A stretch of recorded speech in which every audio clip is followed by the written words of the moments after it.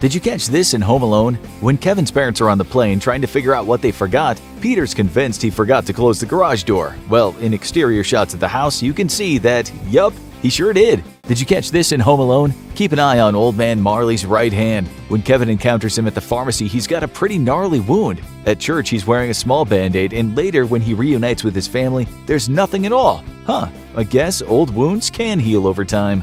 Did you catch this in Sonic the Hedgehog 2? During Sonic and Knuckles' big showdown in the temple, Knuckles tries tagging Sonic with a barrage of super fast punches. If the way Sonic dodges him looks familiar, that's because you've seen a similar showdown from the Sonic X cartoon series.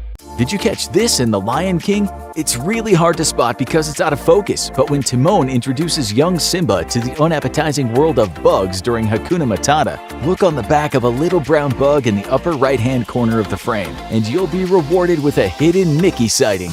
Did you notice this in Monsters, Inc.? At the top of the movie, the scare floor counter reads 18,062 children scared by the end of the day. At the end of the movie, toward the beginning of the shift, it says 86,724 children amused. There really is something to this alternative energy source they call laughter. Did you see this in Cars 3? Jackson Storm has deep yellow stripes on his back. These aren't decorative lights. The stripes mean that he's a rookie car, and wearing them is an official NASCAR rule. Check back in the original Cars and you'll see that Lightning had one long yellow stripe too. Did you notice this in the Polar Express? The tree of Christmas is at the northernmost tip of the North Pole. How can you tell? It sits on a compass that points south in all directions. Did you catch this in Aladdin? Blink and you'll miss it, but once Aladdin tricks Jafar into the lamp and his spells are broken, watch Raja when he returns to his normal size. In the middle of his transformation, for a split second, his head becomes a hidden Mickey.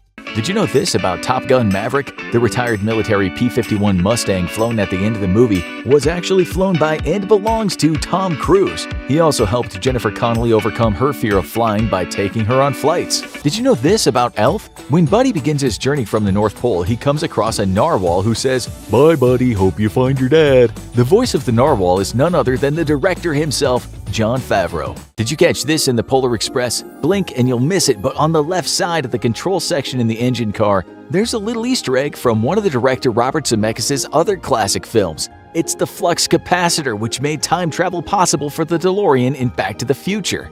Did you see this in Klaus? It may not be a Pixar film, but take a close look at the chest on the back of Klaus and Jesper's sled after they're ambushed, and you'll see a familiar Easter egg, A113, the Cal Arts classroom number where many a Pixar artist learned their craft.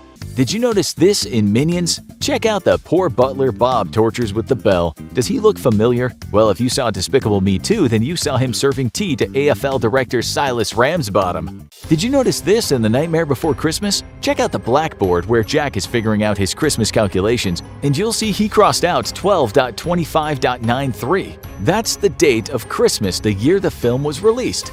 Did you notice this in The Nightmare Before Christmas? When the mayor goes to visit Jack to talk about next year's Halloween, look at the stones in the walkway just inside the gate, and you'll notice they're arranged in a spiderweb pattern.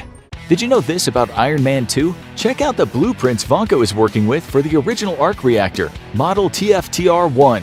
TFTR stands for a Tokamak Fusion Test Reactor, which is Princeton's real nuclear fusion experiment conducted in the 80s and 90s that inspired the design of the arc reactor in the first Iron Man movie.